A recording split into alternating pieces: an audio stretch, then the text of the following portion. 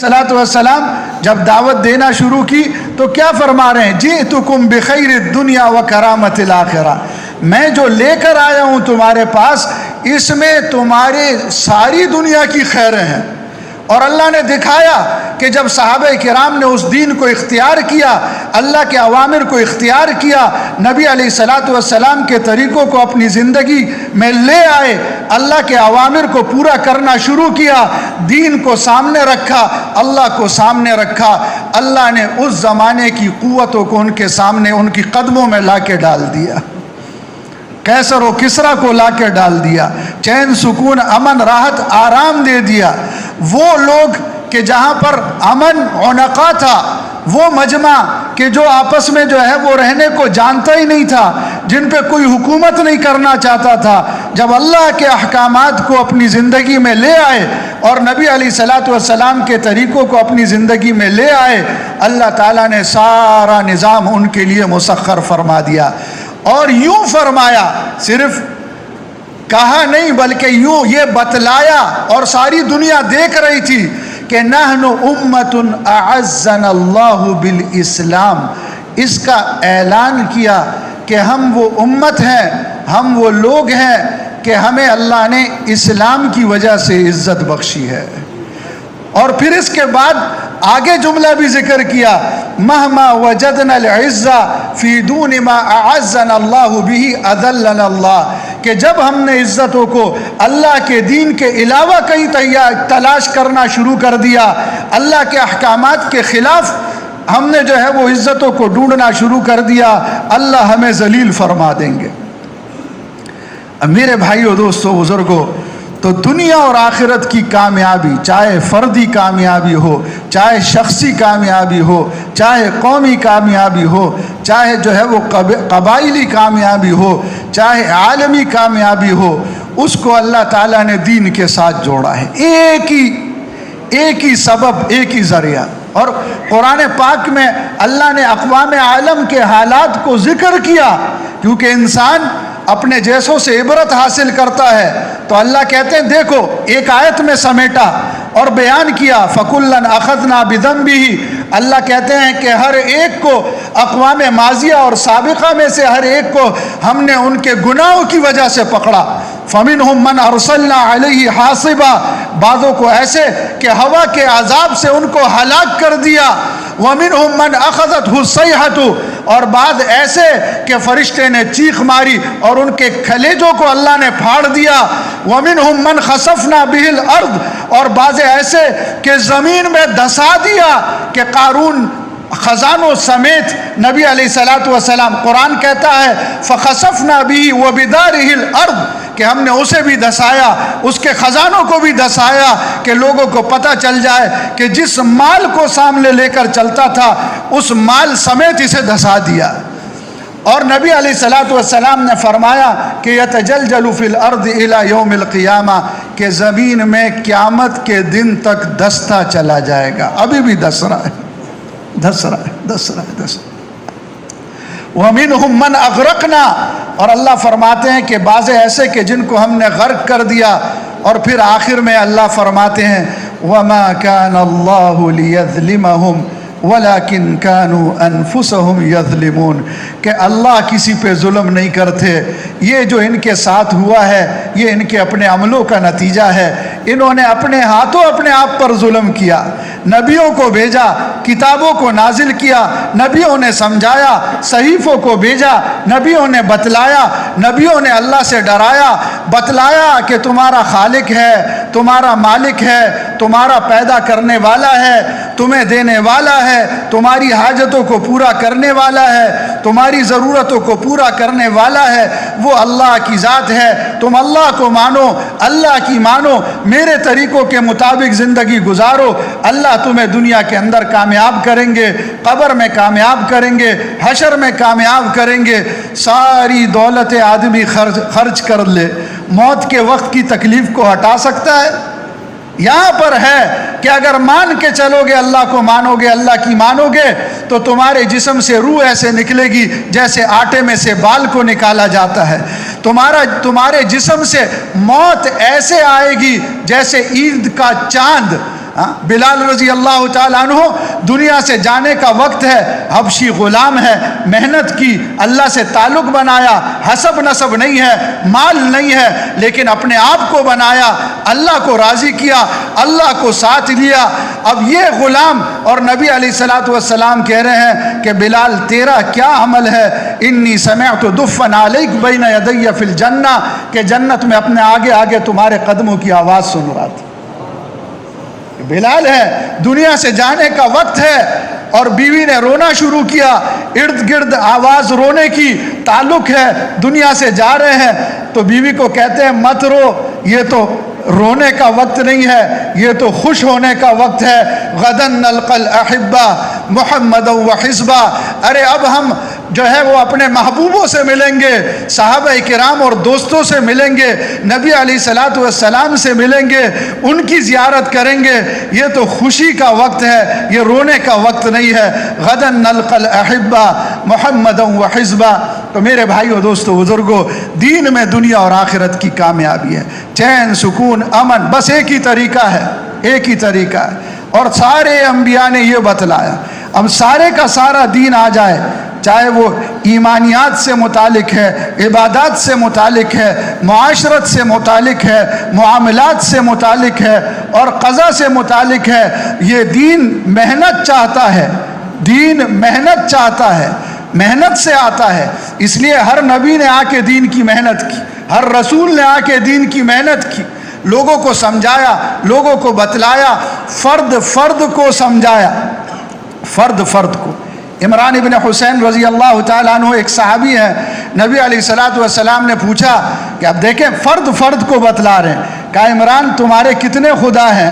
انہوں نے کہا کہ میرے جو ہے وہ 7 خدا ہیں، 6 زمین پر ہیں، 1 آسمان پر ہے، جب 6 سے کام نہیں بنتا پھر آسمان والے کے سامنے رکھتا ہوں۔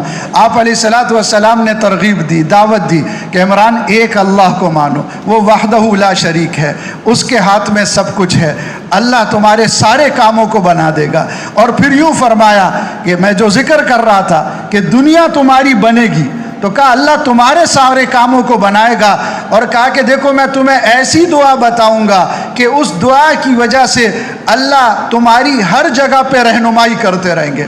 وہ مسلمان ہو گئے، کلمہ پڑھ لیا، سمجھایا، سمجھ گئے، ایمان لے آئے۔ پھر آپ نے دعا بتائی، اللہم الہمنی رشدی واعذنی من شر نفسی، کہ اے اللہ مجھے اپنے کاموں میں درستگی کا الہام فرما، اور ہر کام میں مجھے میرے نفس کے شر سے بچا، نفس کے شر سے بچا۔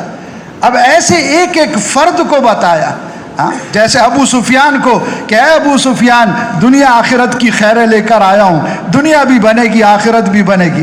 ایک جگہ یوں ہاتھ پکڑا اور کہا یا ابا سفیان، اے ابو سفیان واللہ لتموتن، اللہ کی قسم تم ضرور مرو گے، ثم لتبعثن، پھر تمہیں ضرور دوبارہ زندہ کیا جائے گا، ثم لیدخلن محسنکم الجنہ ومسیئکم النار، پھر تم میں سے جو نیک کار ہوگا وہ ضرور بالضرور جنت میں جائے گا، اور جو تم میں سے جو ہے گناہ گار ہوگا وہ ضرور بالضرور جہنم میں جائے گا۔ سمجھایا، قریش والوں کو جمع کیا۔ اب جب سب جمع ہو گئے رؤسا تو ان کو سمجھایا، کہا کہ دیکھو میں ایک ایسا کلمہ لے کر آیا ہوں کہ اگر تم اس کلمے کو مان لو تو جتنے عرب ہیں وہ ساری تمہاری اطاعت کرنے والے بن جائیں، جتنا عجم ہے سارے کا سارا تمہارے تابع ہو کے تمہیں جزیہ دینے والا بن جائے۔ ابو جہل کھڑا ہو گیا، کہا کہ وَلَوْ عَشْرَا وَلِأَبِيكَ عَشْرَا، کہ تیرے باپ کی قسم ایسے 10 کلمے پڑھنے کے لیے ہم تیار ہیں، عرب ہماری بات مانیں گے، عجم ہمیں جزیہ دیں گے۔ کہا کہ پھر پڑھو لا الہ الا اللہ۔ تو میرے بھائیوں، دوستو، بزرگوں، یہ سمجھایا، ہر نبی نے بتلایا کامیابی دین میں، احکامات میں، یہ سارا، اور محنت لے کر آئے، محنت کی، فرد فرد کو بھی سمجھایا، قوم قوم کو بھی سمجھایا، قبیلے قبیلے، مشرکین کا مجمع، آپ ان میں کھڑے ہوئے اور کھڑے ہو کے ان کو دعوت دینا شروع کی، ان کو سمجھانا شروع کیا۔ وَأَنَّهُ هُوَ أَضْحَكَ وَأَبْكَى وأنه هو أمات وأحيا وأنه خلق الزوجين الذكر والأنثى من نطفة إذا تمنى وأن عليه النشأة الأخرى وأنه هو أغنى وأقنى وأنه هو رب الشعرى وأنه أهلك عادا الأولى وثمود فما أبقى وقوم نوح من قبل إنهم كانوا هم أظلم وأطغى. یہ پورا رکوع پڑھا یہاں آخر تک، اور شروع یہاں سے اللہ کی صفات. وَأَنَّهُ هُوَ أَضْحَكَ وَأَبْكَى، اللہ ہی ہنساتا ہے، اللہ ہی رلاتا ہے. وَأَنَّهُ هُوَ أَمَاتَ وَأَحْيَا، اللہ ہی موت دیتا ہے، اللہ ہی زندگی دیتا ہے. اللہ ہی ہے جو مال دیتا ہے، اللہ ہی ہے جو مال لے لیتا ہے، اللہ ہی ہے جو فقر دیتا ہے، اللہ ہی ہے جو تونگری دیتا ہے. اللہ ہی تمہارا رب ہے، اللہ ہی شعرا ستارے کا رب ہے، ستاروں کا رب ہے، زمین اور آسمان کا رب ہے. اللہ ہی نے قوم نوح کو غرق کیا. اور یہ ساری آیتیں آخر میں سجدے کی آیت، راوی کہتے ہیں کہ جتنا مجمع تھا سارا سجدے میں گر پڑا ایک کے علاوہ. کہا کہ جتنوں نے سجدہ کیا تھا ان سب کو اللہ نے ایمان کی توفیق دی، سب مسلمان ہو گئے. تو آپ سمجھا رہے ہیں، اللہ کا تعارف کرا رہے ہیں، کون اللہ، کیا اللہ. تو اب میرے بھائیو دوستو بزرگوں، یہ پورا دین چلنے کی استعداد پیدا ہو جائے، دین زندگیوں میں آ جائے، ایک ایک فرد کامیاب ہو جائے. اس کے لیے کچھ صفات ہیں کہ جب اس صفات کو حاصل کیا جائے گا، اس کے ساتھ متصف ہوا جائے گا، اور جب صفات والے صفات کو لے کر پھریں گے تو اللہ تعالیٰ عمومی ہدایت کے فیصلے فرما دیں گے. اور پھر لوگ ایسے دین میں داخل ہوں گے کہ یدخلون فی دین اللہ افواجا، کہ دین میں داخل ہونا اس کا جوک در جوک اور فوج در فوج اس کا منظر بن جائے گا. اس میں بنیادی چیز کہ ہر نبی نے بتلایا وہ ایمان کی صفت ہے.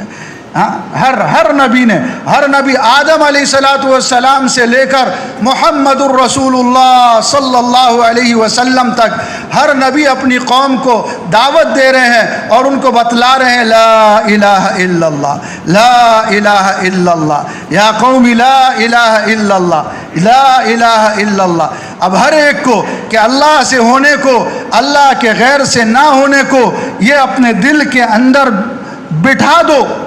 الہ کسے کہتے ہیں؟ فرمایا الہ اس ذات کو کہتے ہیں کہ جب آدمی کو کوئی حاجت پیش آتی ہے تو جس کی طرف وہ فوراً متوجہ ہوتا ہے وہ اس کا الہ ہے. تو فرمایا کہ حاجتوں کو پورا کرنے والا اللہ کے علاوہ کوئی نہیں، کامیابی دینے والا اللہ کے علاوہ کوئی نہیں، موت اور زندگی کا مالک اللہ کے علاوہ کوئی نہیں، مرض اور صحت اللہ کے علاوہ کوئی نہیں، رزق کا دینا، رزق کا تنگ کرنا، رزق کا کشادہ کرنا اللہ کے علاوہ کوئی نہیں. اب یہ لا الہ الا اللہ کی دعوت، اور یہ صرف اللہ اکبر، یہ تو کلمہ ہے، ایمان کا کلمہ ہے، معرفت کا کلمہ ہے، تقوی کا کلمہ ہے، اخلاص کا کلمہ ہے. لیکن میرے بھائیو دوستو بزرگوں، ایمان کی جگہ زبان نہیں، معرفت کی جگہ زبان نہیں، تقوی کی جگہ زبان نہیں، اخلاص کی جگہ زبان نہیں، اخلاص کی جگہ دل ہے، ایمان کی جگہ دل ہے. اور میرے بھائیو دوستو بزرگوں، تقوی کی جگہ دل ہے. ایک شخص، ایک جوان نماز پڑھ رہا، حضرت عمر رضی اللہ تعالیٰ عنہ گزرے، دیکھا کہ گردن جھکائی ہوئی، تو آپ نے اس کے گردن پہ مارا اور اسے کہا کہ تقوی ہا ہونا، کہ تقوی دل میں ہوتا ہے، گردن میں نہیں ہوتا. تقوی کی جگہ دل ہے، ایمان کی جگہ دل ہے، ایمان کی جگہ دل ہے. اب یہ ایک محنت ہے کہ جس محنت سے یہ ایمان اندر آ جائے، اللہ کی ذات سے ہونے کا یقین، اللہ کی عظمت، اللہ کی بڑائی، اللہ کی کبریائی. اور جب اللہ اندر آ جاتے ہیں تو اور اللہ کا غیر اندر سے نکل جاتا ہے، میرے بھائیو دوستو بزرگوں، یہ انسان پھر بغیر تاج کے بادشاہ بن جاتا ہے.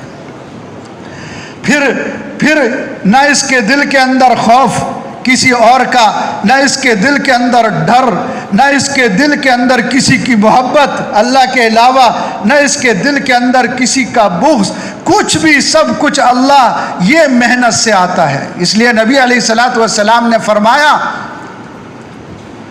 لیس الایمان بالتمنی ولا بالتحلی ولكن هو ما وقر في القلب وصدقه العمل، کہ ایمان تمناؤں اور آرزوؤں سے حاصل نہیں ہوتا. ایمان کوئی کپڑا نہیں ہے، زیور نہیں ہے کہ خرید کے پہن لیا جائے. ایمان وہ نعمت ہے کہ جو محنت سے دل میں جگہ پکڑ کر دل میں راسخ ہو جاتا ہے. علامات سے پتہ چلتا ہے، علامات سے پتہ چلتا ہے. تو صحابہ نے محنت کی، ایمان کو اپنے اندر اتارا، اور قرآن پاک میں اللہ سمجھاتے ہیں کہ کیا فرق ہے اسلام اور ایمان میں. قالت الاعراب آمنا قل لم تؤمنوا ولكن قولوا اسلمنا ولما يدخل الايمان في قلوبكم. اللہ قرآن پاک میں فرماتے ہیں دیہاتی لوگ مسلمان ہوئے، آ کر انہوں نے کہا آمنا، ہم ایمان لے آئے. اللہ نے آیت اتاری قالت الاعراب آمنا قل لم تؤمنوا، انہیں کہو کہ ابھی ایمان نہیں آیا، ولیکن قولوا اسلمنا، تم تو ابھی مسلمان ہوئے ہو، تم نے تو ابھی قبول کیا ہے. لما يدخل الایمان فی قلوبکم، اس کے بعد تمہارے دلوں کے اندر ایمان وہ راسخ ہوگا، اترے گا. حضرت مفتی زین العابدین صاحب رحمۃ اللہ علیہ بڑوں میں سے تھے. وہ کہتے تھے کہ یہ نہیں کہتے کہ ایمان نہیں ہے لیکن ابھی ضعف ہے.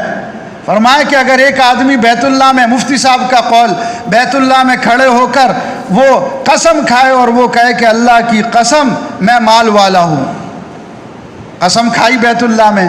اچھا بھئی مال کتنا ہے؟ جی 1 روپیہ. آج تو 1 روپیہ نظر بھی نہیں آتا. 1 روپیہ. اب اسے کہا جائے کہ بھئی اب قسم میں تو وہ سچا ہے، 1 روپیہ ہے، مال والا تو ہے، لیکن یہ اور بات ہے کہ یہ روپیہ اسے کچھ دلا نہیں سکتا، کوئی ضرورت پوری نہیں کر سکتا، کوئی حاجت اس کی پوری نہیں ہو سکتی، کوئی مسئلہ اس کا حل نہیں ہو سکتا. ایسے ہی اگر بندہ کہے کہ میں ایمان والا ہوں، لیکن میرے بھائیوں، دوستو، بزرگوں، ایمان تو سعد ابن معاذ کا تھا کہ جب جسم سے روح نکلی تو نبی علیہ الصلوۃ والسلام نے فرمایا کہ ھذا الذی تحرک لہ عرش الرحمن، کہ آج سعد ابن معاذ کی روح کے استقبال میں اللہ کا عرش جھوم اٹھا، عرش حرکت میں آ گیا. ایمان تو حضرت خزیمہ رضی اللہ تعالیٰ عنہ کا تھا کہ نبی علیہ الصلوۃ والسلام نے فرمایا کہ ساری دنیا کے اندر اگر کسی مسئلے میں گواہی لی جائے تو 2 آدمیوں کی گواہی قبول ہے. ایک خزیمہ ابن ثابت انصاری، پوری دنیا میں واحد ایک شخص کہ جن کا ایمان تو ان کا کہ اس اکیلے کی گواہی 2 کے برابر ہے، 2 کے برابر ہے. ایمان تو اس عورت کا تھا حضرت خولہ رضی اللہ تعالی عنہ کہ جب وہ نبی علیہ السلام نے کہا کہ طلاق ہو گئی، معاملہ ختم ہو گیا، اور وہ حضرت عائشہ رضی اللہ تعالی عنہ کے حجرے میں، اور وہی وہ حجرے میں ہی گھومی اور قبلے کی طرف رخ کیا اور اللہ سے مانگنا شروع کیا، اور اللہ نے قرآن کی آیتیں اتار دی. قد سمع اللہ قول التي تجادلك في زوجها وتشتكي الى الله والله يسمع تحاوركما ان الله سميع بصير. کہ قد سمع اللہ، تحقیق اللہ نے اس عورت کی بات سن لی کہ جس نے آپ سے اپنے خاوند کے بارے میں بات کرنا شروع کی، اور پھر اس نے اپنی بات اللہ کے سامنے رکھی. واللہ یسمع تحاورکما، اللہ نے اس کما میں، یہ عربی کے اعتبار سے صیغہ ہے، نبی علیہ السلام کو اور حضرت خولہ کو دونوں کو جمع کر دیا کہ اللہ نے کما، اللہ نے تم دونوں کی آپس میں اس بحث کو سنا اور آیتیں اتار دی، حل اتار دیا. تو میرے بھائیوں، دوستو، بزرگوں، ایمان تو وہاں تھا. ایمان تو عبداللہ ابن مسعود کا ہے کہ جسم چھوٹا، قد چھوٹا، اور میرے بھائیوں ان کے جو ہے پاؤں پتلے پتلے، جسم ہلکا. نبی علیہ السلام کی مسواک کی خدمت، درخت پہ چڑھے، مسواک توڑنے کے لیے نرم ہو تو آگے بڑھے، ٹہنی پہ پہنچے، ہوا چلنا شروع ہوئی، ہوا نے ہلنا شروع، ٹہنی کو ہلانا شروع کیا، عبداللہ ابن مسعود ہلنے لگے. راوی کہتے ہیں کأنہ عصفور من العصافیر، ایسا لگ رہا تھا کہ جیسے کوئی چڑیا ہے جو اس شاخ کے ساتھ لٹکی ہوئی ہے اور ہل رہی ہے. صحابہ نے ہنسنا شروع کیا. نبی علیہ السلام نے منظر دیکھا، صحابہ کو کہا عبداللہ ابن مسعود پہ مت ہنسو، ان کے دل میں ایمان احد پہاڑ سے زیادہ مضبوط ہے. ایمان تو عثمان ابن عفان کا ہے کہ جب داخل ہوئے تو نبی علیہ الصلوۃ والسلام نے فرمایا دخل فینا رجل، کہ آج ہم میں ابھی ایسے شخص داخل ہوئے ہیں کہ اگر اس ایک شخص کا ایمان ایک بڑی جماعت، ایک بڑے لشکر پہ تقسیم کر دیا جائے تو سب جنت میں داخل ہو جائے، سب داخل ہو جائے۔ تو میرے بھائیو، دوستو، بزرگو، اور قرآن کہتا ہے یا ایھا الذین آمنوا آمنو، اے ایمان والو ایمان لے آؤ، ایمان والو ایمان لاؤ، اور ایمان کے ساتھ اخلاص بندھا ہوا ہے۔ جہاں جہاں ایمان، صحابہ کہتے ہیں تعلمنا الایمان، یہ سیکھنے کی چیز ہے، ثم تعلمنا القرآن، ہم نے پہلے ایمان سیکھا پھر ہم نے اخلاص سیکھا۔ ایمان سیکھا، ایمان کی باتیں، اللہ سے ہونے کی باتیں، اللہ کی عظمت، اللہ کا، اس کو سوچا، اس کو مانگا۔ نبی علیہ السلام مانگ رہے ہیں اللہم انی اسألک ایمانا کاملا و یقینا صادقا، اے اللہ ایمان کا کمال۔ اللہ، جن کے ایمان کی وجہ سے ایمان کو اپنے کمال کا پتہ چلا، وہ مانگ رہے ہیں کہ اللہ ایمان کا کمال عطا فرما دے۔ امت کی تعلیم کے لیے وہ مانگ رہے ہیں کہ اے اللہ یقین کا کمال نصیب فرما دے، اے اللہ ایمان بنا دے، اے اللہ یقین بنا دے۔ اب میرے بھائیو، دوستو، بزرگو، ایمان کی دعوت دینا، اللہ کی عظمت، اللہ کی کبریائی کو بولنا اور اس کو سوچنا، اور پھر رو رو کے اللہ سے مانگنا کہ ایمان اندر اتر جائے، ایمان اندر اتر جائے، ایمان اندر اتر جائے۔ پھر ایک بول کا اثر ہے، ایک کلمے کا اثر ہے، ایک بات کا اثر ہے۔ ایمان والے، ایمان والوں کی بات اور ایمان والوں کو بات۔ عمیر ابن حمام ایک صحابی ہے، آئے، آپ علیہ السلام نے ترغیب دی۔ اب ایسے لمبی چوڑی 1.5 گھنٹے کا بیان نہیں کہ پھر کہا جائے کون تیار ہے، آپ نے تھوڑی سی بات کی، کیونکہ ایمان کا ماحول، سیکھنے کا ماحول، ترقی کا ماحول، ایک دوسرے کو آگے بڑھانے کا ماحول، اللہ سے ہونے کا ماحول۔ ساری کھیتی جب تیار ہوتی ہے تو تھوڑی سی محنت چاہیے ہوتی ہے۔ آپ نے ترغیب دی، قوموا الی جنت ارضھا کعرض السماء والارض، بڑھو اس جنت کی طرف کہ جس کی چوڑائی زمین اور آسمان کی چوڑائی کے بقدر ہے۔ ایک صحابی، انہوں نے کہا کہ واہ واہ واہ واہ واہ واہ، بخن بخن بخن، بلکہ پہلے پوچھا کہ یا رسول اللہ ارائیت ان قتلت فأین انا یا رسول اللہ، یا رسول اللہ مجھے بتلائیے اگر ان قتلت، اگر میں شہید ہو گیا، فأین انا۔ آپ نے ایک جملے کی ترغیب دی، یہاں سارا کچھ بنا ہوا تھا، اندر ایمان تھا، یقین تھا، اس جملے کی صداقت، اس کے اوپر یقین۔ تو کہا کہ یا رسول اللہ اگر میں شہید ہو جاؤں، فأین انا، میں کہاں پر جاؤں گا؟ آپ نے پھر 2 کلمے کہے، فی الجنہ، جنت میں جاؤ گے۔ اب جب یہ کہا جنت میں جاؤ گے تو اس کے بعد کہا واللہ ما بینی و بین الجنہ الا ان یقتلنی ہؤلاء، کہ اللہ کی قسم میرے اور جنت کے درمیان اتنا ہی فاصلہ ہے کہ یہ مجھے قتل کر دیں اور میں جنت میں چلا جاؤں گا، اتنا ہی فاصلہ ہے۔ اور پھر اس کے بعد کھجوریں کھا رہے تھے تو کھجوروں کو پھینک دیا اور فرمایا کہ واللہ ان آکل هذه التمرات، کہ خدا کی قسم یہ کھجوروں کا کھانا تو لحیات طویلۃ، یہ تو بہت بڑی زندگی ہے۔ کھجوروں کو پھینکا اور گئے اور شہید ہو گئے، اندر بنا ہوا۔ اب ایسے اللہ سے رو رو کے مانگنا، اے اللہ، فرمایا ایمان اور اخلاص تو امان ہے، یہ جڑواں ہے۔ ایک صحابی نے پوچھا یا رسول اللہ مل ایمان، ایمان کیا ہے؟ آپ نے فرمایا اخلاص۔ پھر پوچھا مل اخلاص، اخلاص کیا ہے؟ آپ نے فرمایا ایمان۔ ایمان، سوال ہوا ایمان کیا ہے؟ فرمایا اخلاص۔ سوال ہوا اخلاص کیا ہے؟ فرمایا ایمان۔ اخلاص کہتے ہیں کہ عمل کو اللہ کے لیے خالص رکھنا، کرنا بھی اور رکھنا بھی۔ اب یہ اخلاص جس کے دل میں اللہ ہو، کیا یہ ہو سکتا ہے کہ اس کا عمل کسی اور کے لیے ہو؟ ہاں، جس کو پتا ہے کہ سارے کام بادشاہ کے ساتھ متعلق ہیں اور بادشاہ خود آ کے میرے گھر پہ بیٹھا ہوا ہے، تو یہ پاگل ہی ہوگا جو کسی چپڑاسی کے پاس جا کر اس کی منتیں کر رہا ہے۔ تو ایسے ہو نہیں سکتا، اس لیے فرمایا کہ اخلاص والے ہدایت کے چراغ ہیں، چراغ۔ حضرت معاذ ابن جبل رضی اللہ تعالیٰ عنہ کو یمن بھیج رہے ہیں، جماعت میں بھیج رہے ہیں، دعوت کے لیے بھیج رہے ہیں، اللہ کے راستے میں بھیج رہے ہیں، اور پھر ساتھ میں نصیحت کرتے ہوئے فرماتے ہیں اخلص العمل یکفیک قلیل من العمل، کہ اے معاذ عمل کو اللہ کے لیے خالص رکھو، عمل کو اللہ کے لیے خالص رکھو، تھوڑا سا عمل بھی تمہارے لیے کافی ہو جائے گا، تھوڑا بھی۔ اس لیے فرمایا من قال لا الہ الا اللہ مخلصا دخل الجنہ، کہ جس نے اخلاص کے ساتھ لا الہ الا اللہ کہا۔ ایک ہے احتساب، ایک ہے اخلاص۔ احتساب کہتے ہیں کہ عمل پر جو اللہ کے وعدے ہیں ان وعدوں پر یقین ہو کہ اللہ واقعی یہ دیں گے، اللہ مجھے دیں گے کیونکہ اللہ نے وعدہ فرمایا ہے۔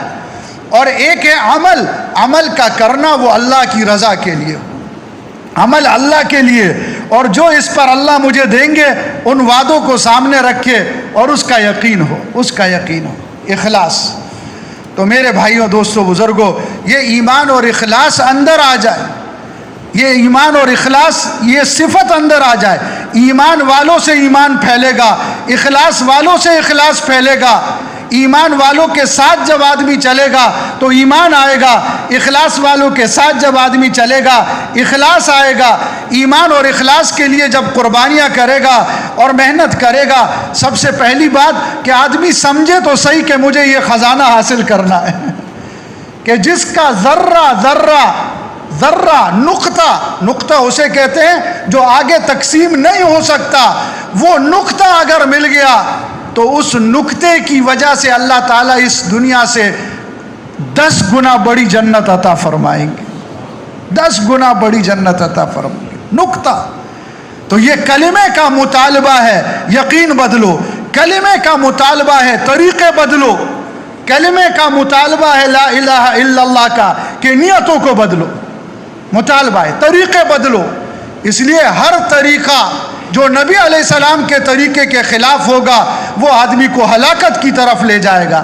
قرآن کہتا ہے وَمَا آتَاكُمُ الرَّسُولُ فَخُذُوهُ وَمَا نَهَاكُمْ عَنْهُ فَانْتَهُوا، کہ جو رسول دے وہ لے لو، جس سے روکے اس سے رک جاؤ۔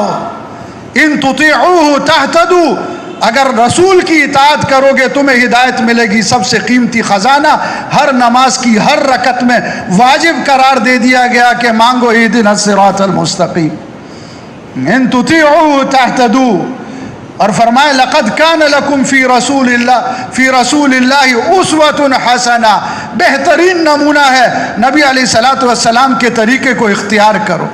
صحابہ کے دل کے اندر تڑپ ہوتی تھی، جذبہ ہوتا تھا۔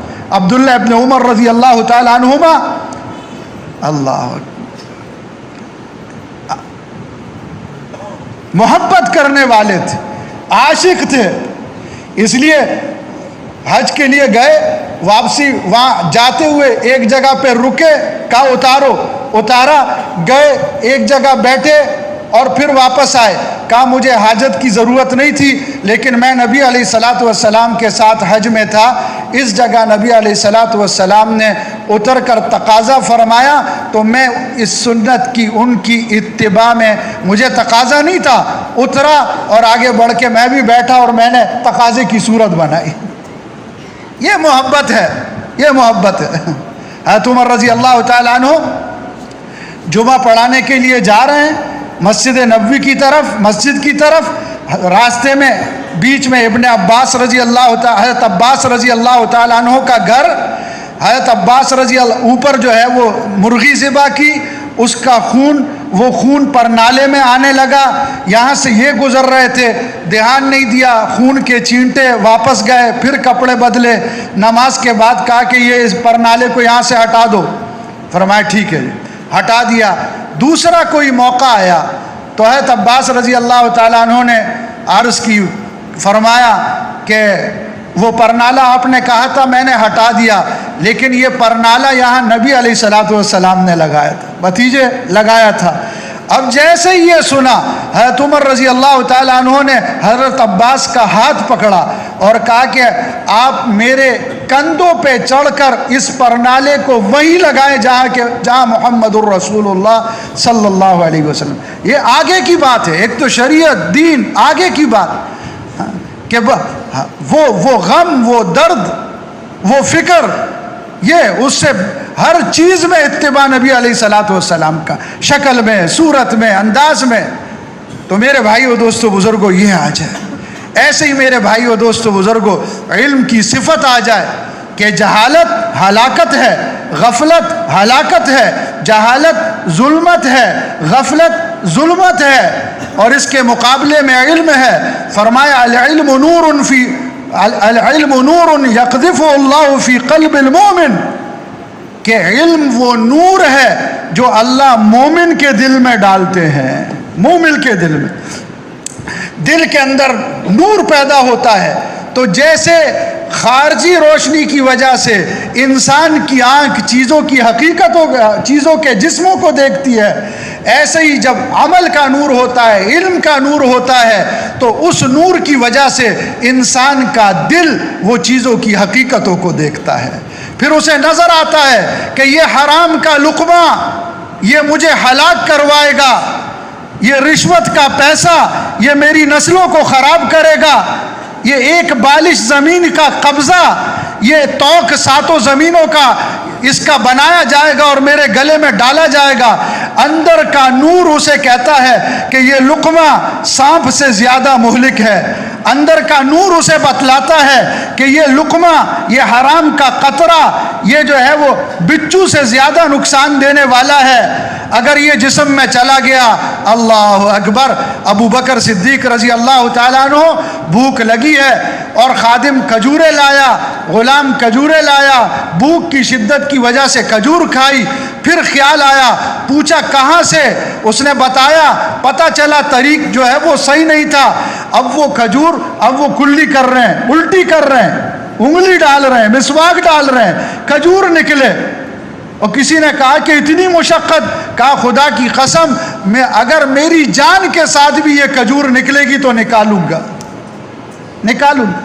حرام کا لقمہ نظر ہے، قل للمؤمنین یغضوا من ابصارہم ویحفظوا فروجہم، کہ اللہ کہتے ہیں کہ مومنوں کو کہہ دو کہ نظر کو جھکا کے رکھیں۔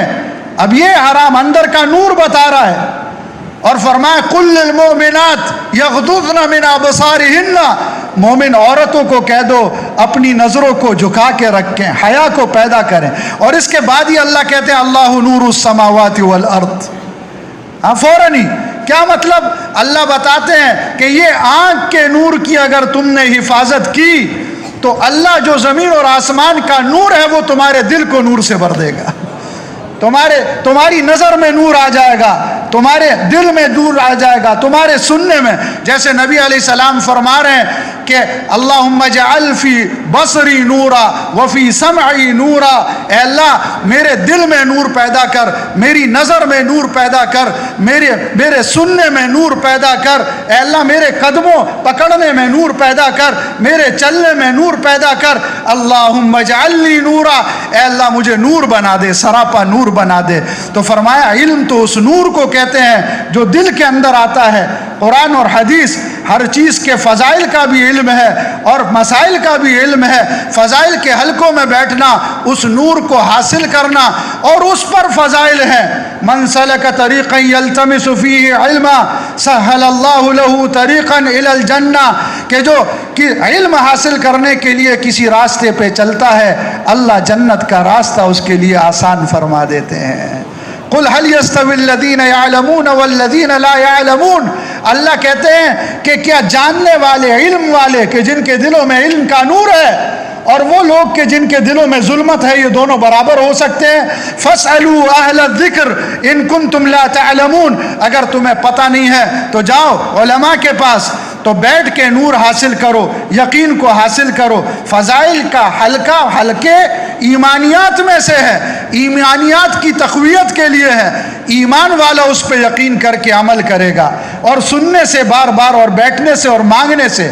اب کون صبح کو سورہ یاسین پڑھے کہ سارے دن کی حاجتیں پوری ہو جائیں گی؟ جس کے دل کے اندر ایمان ہوگا، یقین ہوگا۔ کون اذا حسبہ امر فزع الی الصلاۃ، کہ جب کوئی معاملہ پیش آئے تو نماز پڑھے فوراً، جس کو یقین ہوگا۔ کون سورہ واقعہ پڑھ کے مطمئن ہو جائے کہ فاقہ نہیں آئے گا؟ جس کو یقین ہوگا. اب یہ یقین کیسے کہ دعوت دیں اور پھر فضائل کے حلقوں میں بیٹھیں اور اللہ سے رو رو کے مانگیں, اور پھر فضائل کے حلقوں میں اس طور پہ بیٹھنا کہ فضائل کے حلقے مسائل کے سیکھنے کی طرف ابھاریں. 10 سال فضائل کے حلقوں میں بیٹھ رہا ہے لیکن مسائل سیکھنے کے لیے علماء کے پاس نہیں جا رہا. اس لیے مستقل اس کے فضائل سنائے. امام راضی رحمۃ اللہ علیہ فرماتے ہیں ما من متعلم یختلف الی باب عالم الا قد كتب اللہ له بكل قدم عبادت ثنا, کہ جب کوئی آدمی مسئلہ سیکھنے کے لیے کسی عالم کے پاس جاتا ہے تو اللہ اسے ہر قدم کے بدلے 1 سال کی عبادت کا اجر عطا فرماتے ہیں. 1 سال کی. سیکھیں, نماز کو سیکھیں. سب سے پہلے نماز ہے, اس لیے کہ من صلحت صلاتہ صلح سائر عملی, جیسے آخر میں ہے کہ نماز درست تو سارے اعمال درست نکلیں گے, ایسے ہی دنیا میں ہے کہ جس کی نماز بن گئی اس کی ساری زندگی بن گئی, جس کی نماز بگڑ گئی اس کی ساری زندگی بگڑ گئی. تو فضائل کو سیکھنا اور پھر مسائل کو پوچھنا اور فضائل کو پوچھنا. کھیتی باڑی کرنے والا کھیتی باڑی کر رہا ہے, اسے پتہ ہی نہیں کہ کیا فضائل ہیں. ہاں, کیا فضائل ہیں. یہ بیج کو ڈال رہا ہے, اب اس بیج کو کیڑے مکوڑے کھا رہے ہیں, اسے صدقہ کرنے کا اجر مل رہا ہے. یہ پودا اگا رہا ہے, درخت اگا رہا ہے, جب تک یہ درخت سرسبز رہے گا وہ درخت ذکر کرتا ہے اور اس کو اس کے ذکر کا اجر ملے گا. جب تک کھیتی سرسبز رہے گی اس کے لیے کھیتی ذکر کرتی رہے گی اور اگانے والے کو اجر ملے گا. اناج آئے گا, اس کو جو چرند پرند انسان جو کھائے گا اس کو اس کا اجر ملے گا. پتہ ہی نہیں. تاجر ہے, تجارت کے اوپر اسے کیا ملے گا؟ فرمایا کہ امانت دار, سچ بولنے والا. یہ تاجر جو کہ اللہ کے احکامات کی رعایت کرنے والا ہو تو جنت میں جو خاص جگہ ہے وہاں اخص الخواص کے جگہ میں اسے جنت ملے گی. تجارت کرنے والا ہے, جانوروں کو پالنے والا ہے. اللہ اکبر. نبی علیہ الصلوۃ والسلام نے فرمایا کہ بعض جانور ایسے ہوتے ہیں کہ جو اپنے مالک سے زیادہ اللہ کے یہاں پسندیدہ ہوتے ہیں. وہ اللہ کا ذکر کرنے والے ہوتے ہیں, اللہ کو یاد کرنے والے ہوتے ہیں. اب ان کے آداب بتائے, ان کے احکامات بتائے, کھیتی کے آداب بتائے, کھیتی کے احکامات بتائے, فضائل بھی بتائے, مسائل بھی بتائے. علماء کے پاس جانا, ان سے پوچھنا, پہلے اپنا شعبہ سامنے رکھنا کہ صحیح ہے کہ نہیں, اللہ نہ کرے حرام میں مبتلا نہ ہو جائیں.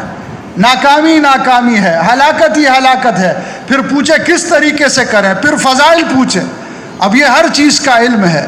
تو علم اگر نہیں ہوگا تو جہالت ہوگی, اور جاہل آدمی اللہ کو بھی نہیں پہچان سکتا کہ کیا کون ہے اللہ, اللہ کی ذات, اللہ کے نبی, یہ بھی نہیں پہچان. اسی طرح میرے بھائیوں دوستوں بزرگوں, انسان سے غفلت دور ہو جائے اور اس کے اندر استحضار آ جائے, اللہ دیکھ رہے ہیں, اللہ میری بات سن رہے ہیں, اللہ مجھے دیکھ رہے ہیں, اللہ میرے ساتھ ہے. لا يكون من نجوى 3 الا هو رابعهم ولا 5 الا هو سادسهم ولا ادنى من ذلك ولا اكثر الا هو معهم اينما كانوا ثم ينبئهم بما عملوا يوم القيامة ان الله بكل شيء عليم. اللہ کہتے ہیں جہاں 3 وہاں چوتھا اللہ, جہاں 4 وہاں 5واں اللہ, جہاں 6 وہاں 7واں اللہ. زیادہ تعداد ہو کم تعداد ہو, جہاں بھی ہو تمہارے ساتھ اللہ موجود ہے. قیامت کے دن اللہ تمہیں بتائیں گے کہ تم نے کیا کیا کیا, اور اللہ تو ہر چیز کو جاننے والے ہیں, ہر چیز کو جاننے والے. اب یہ استحضار پیدا ہو جائے, اس کے لیے قرآن کی تلاوت ہے, اس کے لیے اللہ کا ذکر ہے. سبحان اللہ, اللہ کی ذات ہر عیب سے پاک ہے اور مجھ میں سارے عیوب موجود ہیں. الحمدللہ, تمام تعریفیں اللہ کے لیے ہیں اور مجھ میں تعریف کے قابل کوئی چیز نہیں ہے. لا الہ الا اللہ, اللہ ہی میرا محبوب ہے, اللہ ہی میرا مطلوب ہے, اللہ ہی میرا مقصود ہے. اللہ اکبر, اللہ کی بڑائی کی کوئی انتہا نہیں اور میری چھوٹائی کی کوئی انتہا نہیں. فرمایا احب الکلمات الی اللہ, کہ اللہ کو کتنا دنیا میں کلام ہوتا ہے، بات ہوتی ہے، باتیں ہوتی ہیں، چیزیں ہوتی ہیں، اللہ کو سارے کلاموں میں سب سے زیادہ جو کلمات پسند ہیں وہ ہے سبحان اللہ، الحمدللہ، لا الہ الا اللہ، اللہ اکبر، اللہ اکبر۔ سبحان اللہ کا اجر احد پہاڑ سے زیادہ، 9 میل کا پہاڑ۔ اللہ الحمدللہ کا اجر احد پہاڑ سے زیادہ، اللہ اکبر کا اجر احد پہاڑ سے زیادہ، لا الہ الا اللہ کا اجر زمین اور آسمان کے درمیان کے خلا کو پر کر دیتا ہے، بڑھ دیتا ہے۔ موقع ہے آدمی تو استحضار حاصل کرے، دھیان حاصل کرے۔ فرمایا اللہ کہ جس کو حیا آتی ہے کہ جب بندہ اپنے ہاتھوں کو اللہ کی طرف بلند کرتا ہے اور اللہ سے مانگتا ہے تو ان اللہ حیی کریم، اللہ تو بہت حیا دار ہیں، حیا کرنے والے ہیں، اللہ تو بہت کریم ہے۔ اللہ کو حیا آتی ہے کہ جب کوئی بندہ اس سے مانگے اور اللہ اس کو خالی اس کے ہاتھوں کو کر دیں۔ لیکن ایک جگہ آتا ہے کہ جب آدمی غفلت کے ساتھ دعا مانگ رہا ہوتا ہے تو یہ دعا مانگ رہا ہوتا ہے، دل غافل ہوتا ہے تو اللہ سے دور ہوتا رہتا ہے، اور اللہ اس کی دعا کو قبول نہیں کرتے۔ من قلب لاہن، کہ جو دعا غافل دل کے ساتھ مانگی جائے۔ استحضار تلاوت سے آئے گا، استحضار ذکر سے آئے گا، استحضار جو ہے وہ نبی علیہ الصلوۃ والسلام پر درود شریف پڑھنے سے آئے گا، کیونکہ جب ایک دفعہ درود پڑھے گا تو اللہ اس پہ 10 رحمتیں نازل فرمائیں گے۔ ان رحمتوں سے اللہ کا استحضار پیدا ہوگا، رحمتوں سے اللہ کا استحضار پیدا ہوگا۔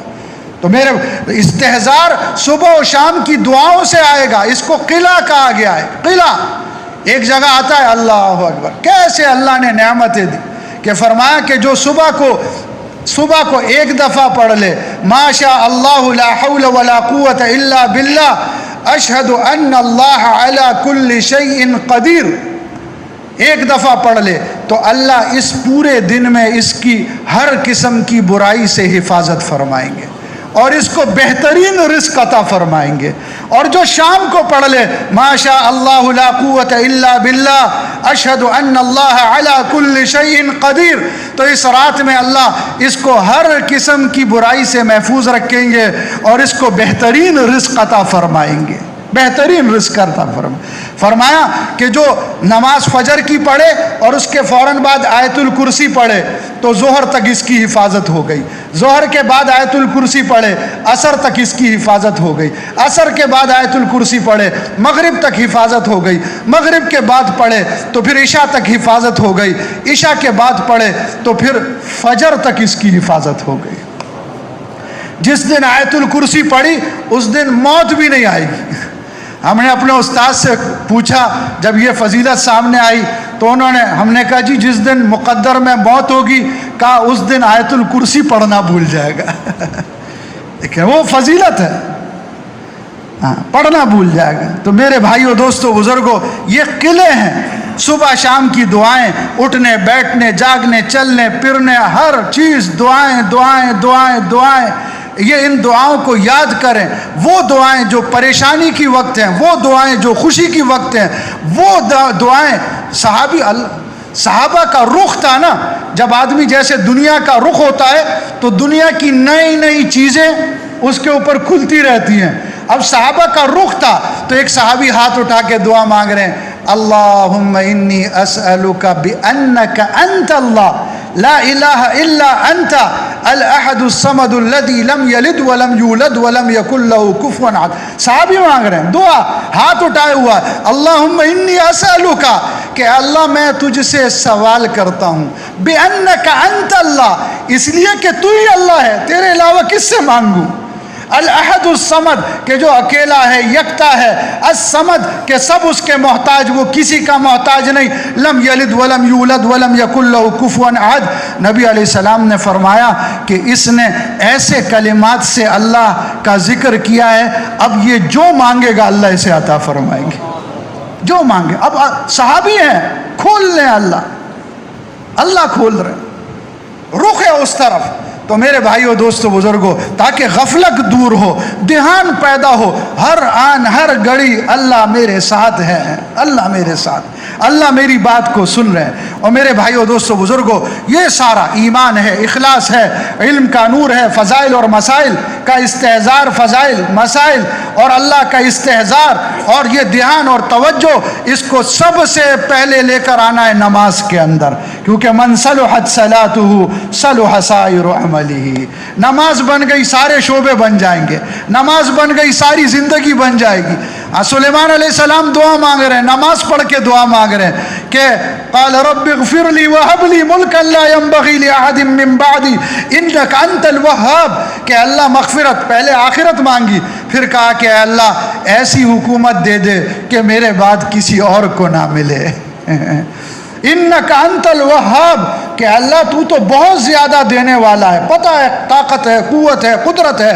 نبی کو استحضار ہے، مانگ رہے ہیں، اور اللہ فوراً فسخرنا له الريح تجري بأمره رخاء حيث اصاب، کہ ہم نے ہوا کو مسخر کر دیا کہ جہاں وہ جاتے تھے ہوا ساتھ ساتھ ہوتی تھی۔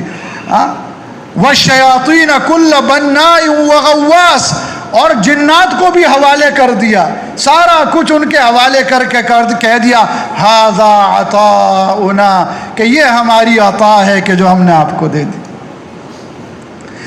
تو میرے بھائیو دوستو بزرگو، اللہ اکبر، میرے بھائیو دوستو بزرگو، اب یہ سب سے پہلے نماز سب سے بڑی، اللہ علماء نے لکھا، اللہ ہمیں سمجھ عطا فرمائے، قتل سے بڑا گناہ ہے نماز کا چھوڑنا، فرض نماز کا چھوڑنا، زنا سے بڑا گناہ ہے فرض نماز کا چھوڑنا، ڈاکے سے بڑا گناہ ہے فرض نماز کا چھوڑنا، ہر گناہ سے بڑا گناہ ہے وہ نماز کا چھوڑنا۔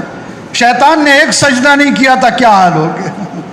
تو اب میرے بھائیو دوستو بزرگو، اس لیے فرمایا کہ یوں کا ان لکل شیء علم وعلم الایمان الصلاۃ، کہ ہر چیز کی کوئی نہ کوئی نشانی ہوتی ہے، اور ایمان کی نشانی نماز ہے۔ جس کی نماز جاندار اس کا دین جاندار، جس کی نماز شاندار اس کا ایمان شاندار، اس کا دین اور ایمان شاندار تو سارا دین شاندار۔ تو میرے بھائیو دوستو بزرگو، نماز بن جائے، نماز بن جائے، ایک ایک جز، ایک ایک رکن وہ ایمان کے ساتھ ہو، اخلاص کے ساتھ ہو، اور علم کے نور کے ساتھ، فضائل کے ساتھ ہو، مسائل کے استحضار کے ساتھ ہو، علماء سے پوچھ کر کیا ملے گا اللہ اکبر پر، یہ اللہ اکبر سے لے کر سلام تک، اللہ اکبر سے لے کر سلام، مسائل کے حل کے لیے، کیونکہ اللہ کرتے ہیں، اللہ سے ہوتا ہے، اعمال پہ کرتے ہیں، اعمال میں سب سے بڑا عمل نماز کا دیا گیا ہے، آسمانوں سے لے کر آئے ہیں سارے احکامات، زمین وہاں آسمان پہ ملا، آسمانوں سے لے کر آئے، نماز کا حکم آیا، پڑھیں، اور اللہ نے نماز کو ایمان کہا ہے، ایمان۔ تو اب میرے بھائیو دوستو بزرگو، یہ نماز بن جائے، جیسے ہر صفت کے لیے دعوت، اسی طرح نماز کے لیے دعوت، نماز بن جائے۔ اب نماز اور اسی طرح دعوت کے ساتھ پھر پڑھنا، کہ ہمارے بڑے تھے یوسف صاحب رحمۃ اللہ علیہ، فرمایا کرتے تھے اگر 500 رکعت بھی پڑھنی پڑے کہ جہاں پر اللہ کے غیر، اللہ کے علاوہ کسی اور کا دھیان نہ ہو، تو پڑھو، محنت کرو، نماز کو بناؤ، نماز کو بناؤ، نماز کو بناؤ۔ تو جس کی نماز بن گئی، بدر کا موقع ہے، نبی علیہ السلام ساری رات نماز پڑھ رہے ہیں، دعا مانگ رہے ہیں، آسمان سے فرشتے اتروا لیے۔ وہ صحابی کا واقعہ حکایات میں لکھا ہے کہ جب وہ ڈاکو نے کہا کہ بس اب آخری بتاؤ کیا کوئی تمہاری بات ہو، کہا 2 رکعت نماز پڑھنا چاہتا ہوں۔ اب نماز پڑھے، بھول گیا کہ کیا پڑھوں، خوف ہے، تو امن یجیب المضطر، یہ آیت جاری ہوئی، اور وہاں سے جو ہے وہ فرشتہ آیا آسمانوں سے اور ہلاک کر دیا۔ تو ایسے کئی صحابہ نے نماز پڑھ کر جو ہے وہ سمندروں میں چلا دیا، اپنے گھوڑوں کو دوڑا دیا، فسمینا واقتحمنا فما بل الماء اسافل خفاف ابلنا، کہ ہم نے بسم اللہ پڑھ کے اپنی سواریوں کو سمندر میں ڈال دیا، سمندر کے پانی نے ہمارے گھوڑوں کی سموں کو بھی گیلا نہیں کیا۔ اب یہ نماز کے بعد، نماز سے ہر شعبے میں، نماز میں سب سے پہلے زندہ ہوگا ایمان، اخلاص، فضائل اور مسائل کا استحضاء، اللہ کی ذات کا استحضار. پھر یہ میرے بھائیوں دوستوں بزرگوں گھر میں بھی آئے گا، کاروبار میں بھی آئے گا، تجارت میں بھی آئے گا، اور ہر جگہ پر یہ ساری صفات زندہ ہو جائیں گی. اور یہ صفات جب آئیں گی تو میرے بھائیوں دوستوں بزرگوں یہ آدمی یہ دنیا میں بھی کامیاب ہوگا، آخرت میں بھی کامیاب ہوگا. اس کو اللہ سبب بنائیں گے لوگوں کی ہدایت کا، اس کو اللہ ذریعہ بنائیں گے. بنے ہوئے سے اللہ جو ہے وہ آگے کام لیں گے، اور اللہ اس سے اوروں کو بنائیں گے، اس کو سبب بنائیں گے، اس کو سبب. اب میرے بھائیوں دوستوں بزرگوں یہ اعمال سارے محفوظ ہو جائیں، یہ جمع ہو جائیں، اور پھر اسلام کی خوبی اور ہر ایک آپس کے اندر معاشرت، معاملات، یہ سارے کا سارا یہ زندہ ہو جائے. ایک موقع پہ نبی علیہ الصلوۃ والسلام نے فرمایا کہ من مفلس هذه الامہ، کہ اس امت کا مفلس کون ہے؟ تو صحابہ نے کہا یا رسول اللہ اس امت کا مفلس کہ جس کے پاس مال نہیں ہے. فرمایا کہ نہیں، امت کا مفلس یہ نہیں جس کے پاس مال نہیں، مفلس وہ ہے جو قیامت کے دن پہاڑوں کے برابر نیکیاں لے کر آئے گا. کتنی نیکیاں؟ پہاڑوں کے برابر.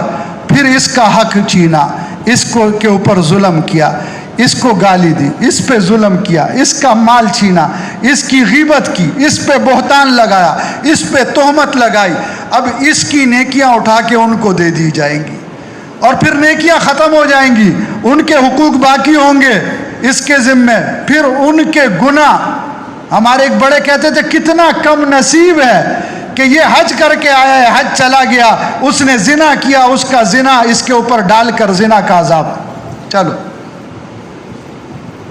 معاشرہ، حق حقوق کا ادا کرنا، یہ علم بھی اس لیے ہے کہ آدمی حقوق کو ادا کرے، حقوق اللہ بھی اور حقوق العباد بھی. حقوق اللہ میں سب کچھ، اور اسی سے آگے حقوق العباد. ایک آدمی کہتا ہے کہ میں رب کو بلا کر لوگوں کے حقوق ادا کروں، کیسے ادا کرے گا؟ جو اپنے منعم کو، جو ہر لمحے جس کے بغیر ہم ایک لمحہ نہیں رہ سکتے، اللہ ذرا سی اپنی نعمتوں کی چادر کو ہٹا دے اور رحمت کی چادر کو ہٹا دے، ایک سانس جس کے پھیپھڑے خراب ہو جائیں پوچھو ایک سانس کی کیا قیمت ہے، جس کے گردے خراب ہو جائیں پوچھو کہ چند قطرے پیشاب کی کیا قیمت ہے، کیسے جو نکلتے ہیں. جس کو قبض ہو جائے اور پوری رات پھرتا ہے اس سے پوچھو کہ یہ پخانہ کرنے کی کتنی بڑی نعمت ہے کہ آرام سے کرتا ہے. جس کو سنائی نہیں دیتا اس سے پوچھو کان کتنی بڑی نعمت ہے. جس کو دکھائی نہیں دیتا اس سے پوچھو آنکھ کتنی بڑی نعمت ہے. جس کے دماغ کا ایک خلیہ ہل جائے اس سے پوچھو دماغ کی کتنی بڑی، کپڑے پھاڑ کے باہر چیخ رہا ہوتا ہے، نہ باپ کو پہچانتا ہے، نہ ماں کو پہچانتا ہے، نہ بیٹی کو، نہ بہن کو. ایک قدم نہیں چل سکتا، ایک سانس نہیں لے سکتا. اللہ. ہم جماعت میں تھے، ہمارے ساتھ ایک طبیب تھے، ڈاکٹر صاحب، تو انہوں نے بتایا کہ ایک عورت کے گلے میں کینسر تھا تو اس کو شعائیں دی گئی، شعائیں لگائیں. جب وہ شعائیں لگائی گئیں تو جو اس کے گلے میں جو منہ میں جو تھوک بنتا ہے، وہ جو تھوک جو چیز بناتی ہے وہ تھوک بنانے کی صلاحیت ختم ہو گئی. اب وہ لقمہ ڈالے تھوک نہ بنے، لقمہ اندر ہی نہ جائے، وہ چبایا ہی نہ جائے. پھر وہ آج سے کتنے سال، 17-18 سال، کہ وہ کہتے تھے کہ پھر وہ ایک انجیکشن لگاتی تھی روزانہ، ایک صبح ایک شام، کہ جب وہ لگتا تھا تو کچھ دیر کے لیے منہ میں تھوک پیدا ہو جاتا تھا، اور وہ اس وقت ہزاروں روپے کا. جب میں نے سنا میں نے کہا اے اللہ، پتہ نہیں کتنی اندر تیری نعمتیں ہیں کہ جن پہ ساری زندگی میں ایک دفعہ بھی ہم شکر نہیں ادا کرتے، پتہ ہی نہیں ہوتا، پتہ ہی نہیں ہوتا. ہمارے استاد تھے مولانا عبد الرحمن صاحب، تو ان کی نظر میں مسئلہ آیا تو انہوں نے فرمایا کہ طبیب نے کہا کہ یہ ایک آنکھ ہے، اس میں ہزاروں کیمرے لگے ہوتے ایک آنکھ میں، تو اس میں سے آپ کے بعض کیمرے انہوں نے کام کرنا چھوڑ دیا. بعض اب وہ ساری سامنے پوری صورت نہیں آتی. تو میرے بھائیو دوستو بزرگو، اللہ اکبر. اس لیے یہ جو ہے ہر ایک کا حق ادا کرنے والے بن جائیں. اللہ کا حق سب سے پہلے. جو رب کو پہچانے گا وہ سب کو پہچانے گا. جو رب کو نہ پہچانے بلا کر وہ کسی کا حق نہیں ادا. کافر اگر ماں باپ کی خدمت کرے گا تو اس کو تو جنت، اس کے لیے وہ وعدے تھوڑی ہیں. کیوں نہیں ہیں؟ اس لیے کہ وہ ماں باپ کی خدمت کر رہا ہے کہ میرے ماں باپ ہیں، اگر میں نہیں کروں گا تو کون کرے گا. اور مسلمان کر رہا ہے اس لیے کر رہا ہے کہ میرے رب کا حکم ہے، اللہ کا حکم ہے. جب رب کا بیچ میں واسطہ آیا اب یہ خدمت اس کے لیے جنت بن رہی ہے. باپ کو جنت کا بڑا دروازہ کا اوسط ابواب الجنہ، ماں کے قدموں کے نیچے جنت.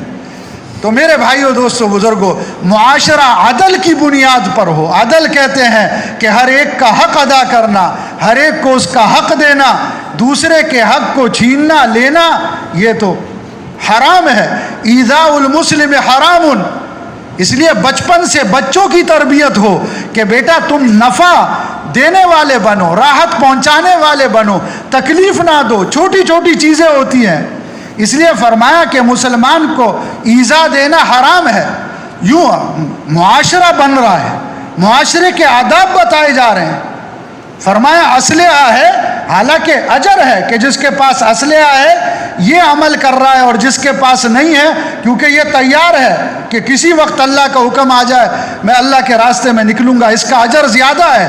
لیکن کہا کہ تلوار ہے، چھرا ہے تو اس کو ڈھانپ کے چلو. ایسا نہیں ہو کہ کسی کا دل کمزور ہو اور وہ دیکھ کے ڈر جائے. اب ڈرانا مقصود نہیں. عورتیں کمزور ہے، خیرکم خیرکم لأہلہ، کہ تم میں سے بہترین وہ ہے جو اپنے اہل کے ساتھ بہترین ہو، بہترین ہو. وہ بہت یہ تو کہنے کا مطلب یہ کہ عدل، کہ ہر ایک کا حق ادا کیا جائے. پھر ان اللہ یأمرکم بالعدل والاحسان، اس کے بعد کا درجہ یہ ہے کہ احسان والا معاملہ کرو. احسان کیونکہ اللہ کہتے ہیں واللہ یحب المحسنین، کہ اللہ احسان کرنے والے کو پسند کرتے ہیں. اللہ احسان کرنے والوں کو پسند کرتے ہیں. امام زین العابدین ہیں، بڑے امام ہیں، مہمان آئے بیٹھے ہیں، اتنے میں جو ہے وہ کام کرنے والی بچی جو باندی تھی تو باندی جو ہے وہ کچھ لے کر آئی. اب اس وقت کے اعتبار سے مہمانوں کے لیے جو شوربہ یا یخنی یا جو بھی تھا وہ لائی. اب وہ رکھنے لگی تو وہ اس کے ہاتھ سے پھسل گیا اور حضرت کے کپڑوں پر اور سارے ان کی داڑھی پر، چہرے پر گرم گرم، اور وہ سارا جل گیا. اب چہرے پر غصے کے اثرات. تو اب وہ انہیں کے گھر میں پلی بڑی تو اس نے فوراً کہا، قرآن کی آیت پڑھی والکاظمین الغیظ، کہ اللہ والے وہ ہیں جو غصے کو دباتے ہیں. اب جب آیت کا یہ ٹکڑا سنا تو فوراً انہوں نے کہا کظمت غیظی، کہ میں نے اپنے غصے کو دبا دیا. پھر یہ کہ صرف غصے کو نہیں دباتے کہ جس وقت اچانک غصہ آیا دباتے ہیں، والعافین عن الناس، کہ معاف بھی کر دیتے ہیں. تو فوراً دوسرا جب یہ آیت کا ٹکڑا یہ حصہ سنا تو کہا عفوت عنکی، کہ جا تجھے معاف بھی کیا. اب اس باندی نے اگلا حصہ پڑھا واللہ یحب المحسنین، کہ صرف اتنا ہی نہیں آگے اللہ احسان کرنے والوں کو پسند کرتے ہیں. کہا جا تجھے اللہ کے لیے آزاد کر دیا، آزاد کر دیا. تو احسان کا معاملہ ہو کہ زن و ارجح، کہ تولو بھی اور جھکتا تول کر دو، جھکتا ہوا تولو. اور پھر اس کے بعد آگے درجہ وَيُؤْثِرُونَ عَلَىٰ أَنفُسِهِمْ وَلَوْ كَانَ بِهِمْ خَصَاصَةٌ، کہ معاشرے کو ایثار پر لے کر آؤ. ایثار کسے کہتے ہیں؟ کہ مجھے ضرورت ہے، میرے بچوں کو ضرورت ہے، لیکن میرے ساتھ دوسرا ہے، میں اپنی ضرورت پہ اس کی ضرورت کو ترجیح دے کر اسے دے دوں. میں گزارا کروں گا اسے مل جائے، ہم نہیں کھائیں گے. مہمان آ گیا، نبی علیہ السلام کا مہمان ہے، کون لے کر جائے گا؟ گھروں میں دوڑایا، کچھ نہیں ہے. بھائی نبی علیہ السلام کا مہمان کون لے کر جائے گا؟ ایک صحابی کھڑے ہو گئے کہ میں مہمانی کے لیے تیار ہوں، لے کے چلے گئے. گھر میں بیوی سے کہا، بیوی نے کہا کہ اللہ تم پہ رحم کرے، گھر میں تو کچھ نہیں ہے، چھوٹے بچوں کے لیے کچھ رکھا ہے. اب کتنا بڑا ایمان، یہ ایثار ہے کہ بچے بھوکے ہیں اور گھر میں بچوں کے لیے ہے، اور ماں ہے اور باپ ہے، اور باپ کہتا ہے حللی صبیانکی، کہ اپنے بچوں کو کسی طرح بہلا پھسلا کے سلا دو، مہمان کا اکرام کرو. اور پھر بھی اتنا کچھ تھا کہ اگر تینوں کھاتے تو کچھ نہیں، تو فرمایا بیوی کو کہا کہ چراغ صحیح کرنے کے بہانے سے اٹھنا اور چراغ بجھا دینا. اور جب چراغ بجھایا، اب یہ دونوں میاں بیوی اپنا منہ پردے کی آیات سے پہلے کا، پردے کے حکم سے پہلے کا واقعہ، اب میاں بیوی دونوں منہ چلا رہے ہیں اور مہمان کو کھلا رہے ہیں. جب پہنچے صبح، صحابی خود نہیں بتایا، نبی علیہ السلام نے فرمایا کہ رات کا عمل تمہارا اللہ کو بہت پسند آیا. وَيُؤْثِرُونَ عَلَىٰ أَنفُسِهِمْ وَلَوْ كَانَ بِهِمْ خَصَاصَةٌ. اپنے پہ ترجیح. پیاس لگی ہے، آہ کی آواز سنی، بھائی کو پلا دو. بکری کی سری ہے، وہ 7 گھروں کے اندر چکر کھا کے واپس آ گئی. مردوں کی تربیت، عورتوں کی تربیت، عورتوں کی تربیت، بچوں کی تربیت، ہر ایک دوسرے کو نواز دینے والا ہے، دینے والا ہے، دینے.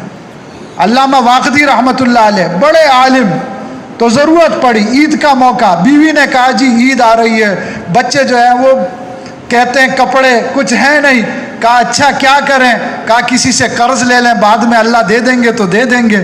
بچوں کی عید اچھی گزر جائے گی، خوش ہو جائیں گے. دوسرے بچوں کو دیکھتے ہیں، اتنے بڑے عالم. تاریخ کی کوئی ایسی کتاب نہیں ہوگی جس میں علامہ واقدی کا ذکر نہیں ہوگا، ان سے روایت نہیں ہوگی. اور یہ حال ہے گھر میں. گئے ایک اپنے دوست کے پاس، تاجر دوست کے پاس. تاجر کو کہا کہ اس طرح کا حال ہے، اگر ابھی کچھ دے دو، ضرورت ہے. اس نے لا کے تیلی تھی جس پہ مہر لگی ہوئی بندھا ہوا، وہ ان کو دے دی. اچھا اتنے میں ان کا ایک ہاشمی دوست آ گیا.